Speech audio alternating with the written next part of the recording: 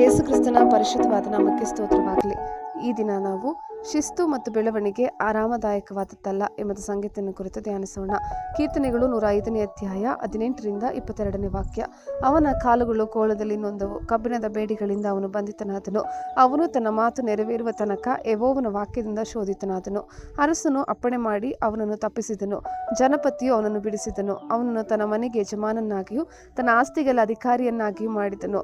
ತನ್ನ ಪ್ರಧಾನರನ್ನು ಇಷ್ಟಾನುಸಾರವಾಗಿ ಬಂಧಿಸುವುದಕ್ಕೂ ತನ್ನ ಮಂತ್ರಿಗಳಿಗೆ ಬುದ್ಧಿ ಕಲಿಸುವುದಕ್ಕೂ ಅವನಿಗೆ ಅಧಿಕಾರ ಕೊಟ್ಟನು. ಆಮೆನ್. ಕ್ರೈಸ್ತ ಜೀವನದ ಮುಖ್ಯ ಆತ್ಮಿಕ ಶಿಸ್ತು ಸತ್ಯವೇದದ ಒಳತೆಗೆದುಕೊಳ್ಳುವುದಾಗಿದೆ. ಘೋಷಿಸಿದ ದೇವರ ವಾಕ್ಯವನ್ನು ಕೇಳುವುದು, ಓದುವುದು, ಅಧ್ಯಯನ ಮಾಡುವುದು, ಕಂಠಪಾಠ ಮಾಡುವುದು, ಧ್ಯಾನಿಸುವುದು ಮತ್ತು ವಾಕ್ಯವನ್ನು ಅನ್ವಯಿಸುವುದಾಗಿದೆ.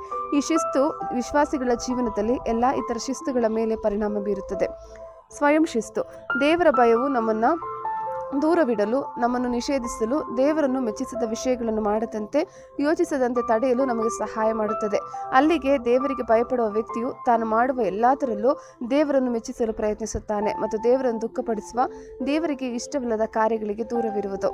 ಸ್ವಯಂ ಶಿಸ್ತಿನ ಗ್ರೀಕ್ ಮತ್ತು ಇಬ್ರೂ ಪದಗಳು ಕ್ರಮವಾಗಿ ಎನ್ಕ್ರೇಷಿಯಾ ಮತ್ತು ತೀವ್ರ ನಿಷ್ಕ್ರಿಯೆ ಕ್ರಿಯಾಪದಗಳಾಗಿವೆ. ಎನ್ಕ್ರೇಟಿಯಾ ಕ್ರೈಸ್ತ ಸತ್ಯವೇದದ ಹೊಸ ಒಡಂಬಡಿಕೆಯಲ್ಲಿ ಸ್ವಯಂ ನಿಯಂತ್ರಣ ಅಥವಾ ಸಂಯಮ ಎಂಬ ಅರ್ಥವಿರುವ ಗ್ರೀಕ್ ಪದ. ಇದು ಅಹಂ, ನಾನು ಅಥವಾ ಕ್ರಾಟೋಸ್, ಶಕ್ತಿ ಎಂಬ ಪದಗಳಿಂದ ಮಾಡಲ್ಪಟ್ಟಿದೆ.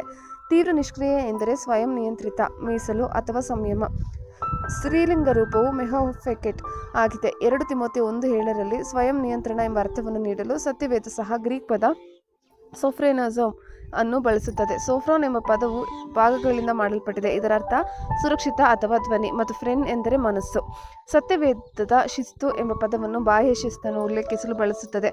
ಉದಾಹರಣೆಗೆ, ಪೋಷಕರಿಂದ ಅಥವಾ ದೇವರಿಂದ ಶಿಸ್ತು. ಜ್ಞಾನೋಕ್ತಿಗಳು ಪ್ರಾಚೀನ ಇಬ್ರಿವಿನಲ್ಲಿ ಶಿಸ್ತು ಎಂದರೆ ಸೂಚನೆ, ಸರಿಪಡಿಸುವುದು, ಶಿಕ್ಷಿಸುವುದು ಅಥವಾ ಖಂಡಿಸುವುದು. ಸ್ವಯಂ ಶಿಸ್ತಿನ ಪ್ರತಿರೂಪವಾದ ಯೋಸೇಫನ ಜೀವನ. ಯೋಸೇಫನು ಕರ್ತನಿಗೆ ಭಯಪಟ್ಟನು. ಯೋಸೇಫನು ಕರ್ತನಿಗೆ ಭಯಪಟ್ಟದ್ದರಿಂದ ಅವನ ಜೀವನದಲ್ಲಿ ಸಂಭವಿಸಿದ ವಿಷಯಗಳನ್ನು ಕೆಳಗೆ ನಾವು ಗಮನಿಸುತ್ತೇವೆ.